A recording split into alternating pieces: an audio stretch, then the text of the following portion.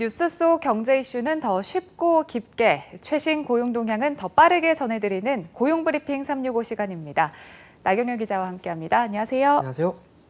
네, 오늘 어떤 이슈 준비하셨나요? 네, 혹시 유튜브 하루에 얼마나 즐겨보세요? 저는 일단 시간을 재보지는 않았지만 그래도 좀 짬이 날 때마다 수시로 하고 있긴 하거든요. 네, 대부분 비슷할 겁니다. 실제로 10명 가운데 4명이 매일 이용한다, 이런 조사 결과가 나오기도 했는데요. 일주일간 유튜브를 이용한 시간은 평균 9시간 43분으로 분석이 됐습니다. 하루 평균은 1시간 23분입니다. 우리가 하루에 1시간 이상 꾸준하게 하는 일이 뭐가 있을까, 이런 생각을 해보면 유튜브 이용 시간이 꽤 길다는 걸 알 수 있습니다. 네, 잠깐 이 틈이 날 때 유튜브 클릭을 했다가 이제 평소에 구독하는 채널에서 새로운 영상이 올라오면 또 그냥 지나칠 수가 없더라고요. 네, 저도 그런데요. 평균 구독 채널 수도 15개가 넘었습니다. 자신의 채널을 개설해 운영하고 있는 비율은 6.4%였습니다.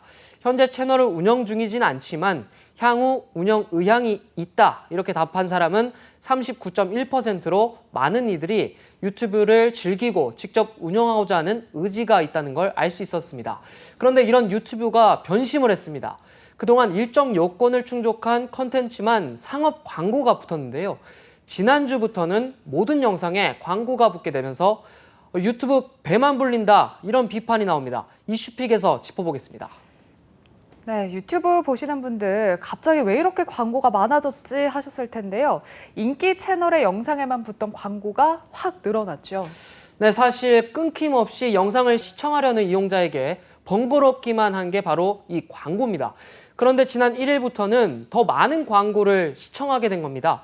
기존의 유튜브는 구독자 수 1000명 이상인 채널에만 광고를 붙일 수 있도록 해서 수익을 컨텐츠 제작자와 나눠 갖는 구조를 갖고 왔습니다. 그런데 부적절한 영상이 돈벌이에 이용되는 걸 막겠다는 취지였었는데요. 하지만 이번 약관 개정으로 모든 영상에 광고가 붙게 됐습니다.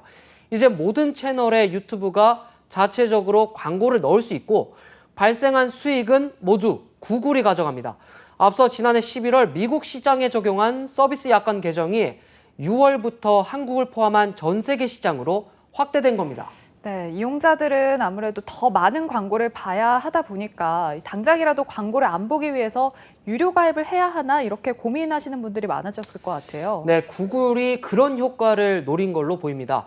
광고 없이 유튜브를 즐길 수 있는 15,000원 정도의 유료 구독 서비스 유튜브 프리미엄의 가입자 수가 늘어날 걸로 전망이 되고 있습니다.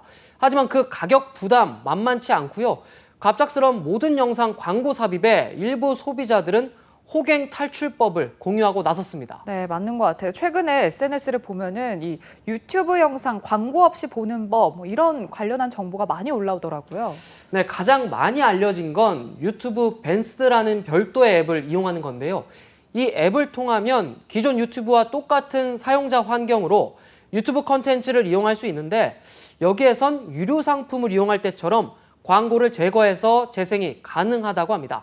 하지만 유튜브의 수익 기반을 약화하는 만큼 곧장 구글 플레이 스토어에선 다운로드가 불가능하고요.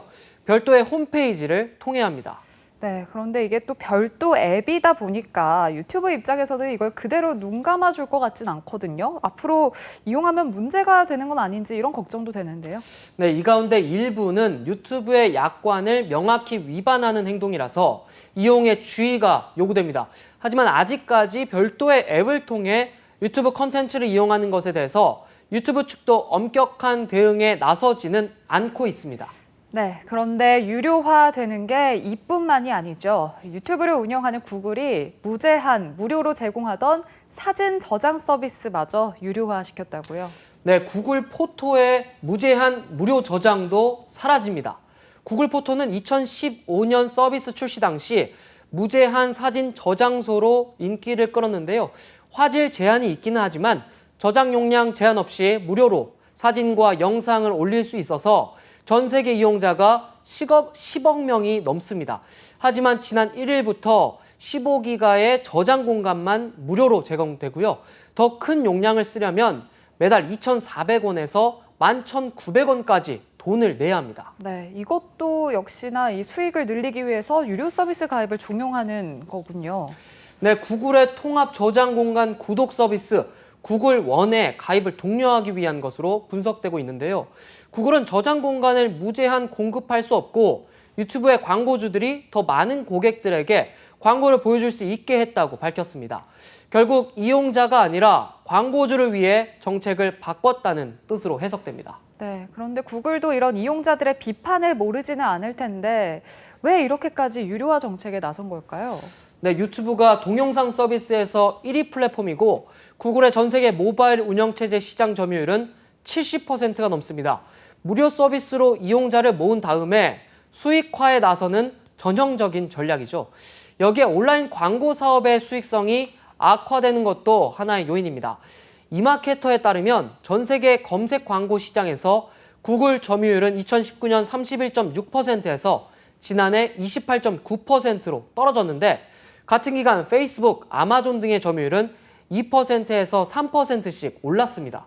하지만 독점적인 지위를 이용해서 유료화에 나섰다는 비판은 피하기 어려울 것으로 보입니다. 네, 그러고 보니까 구글뿐만 아니라 이렇게 처음에는 무료로 이제 서비스를 시작해서 사용자들을 늘린 다음에 이제 곧바로 청구서를 내미는 일이 자주 있는 것 같더라고요. 네, 맞습니다. 당장 코로나19 특수를 누린 가상 화상회의 플랫폼 줌도 마찬가지인데요. 일선 학교의 70% 이상이 쓰고 있습니다. 그동안 학교에는 무료로 제공하던 서비스를 8월 1일부터 전격 유료화하기로 했습니다.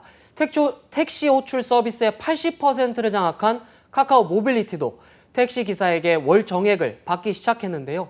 앞서 시장 점유율이 70%에 육박하는 그야말로 국민 내비게이션 티맵도 타 통신사 가입자들까지 무료로 사용하게 하면서 이렇게 사용자 수를 늘려놓더니 지난 4월부터 데이터를 더 차감하는 방식의 유료화를 들어섰죠. 전문가들은 구독자 수가 굉장히 많아지면서 시장 지배적 사업자가 되고 과도하게 높은 가격을 책정함으로써 소비자를 궁극적으로 착취하는 문제가 발생할 수 있다고 지적하고 있습니다. 네, 공짜 서비스를 앞세워 시장을 장악한 뒤 유료화를 강행하는 온라인 플랫폼의 꼼수, 이용자 부담이 더욱 커지지 않도록 대책이 필요해 보입니다. 오늘도 나경렬 기자와 함께했습니다. 고맙습니다. 고맙습니다. 네, 지금까지 고용브리핑 365였습니다.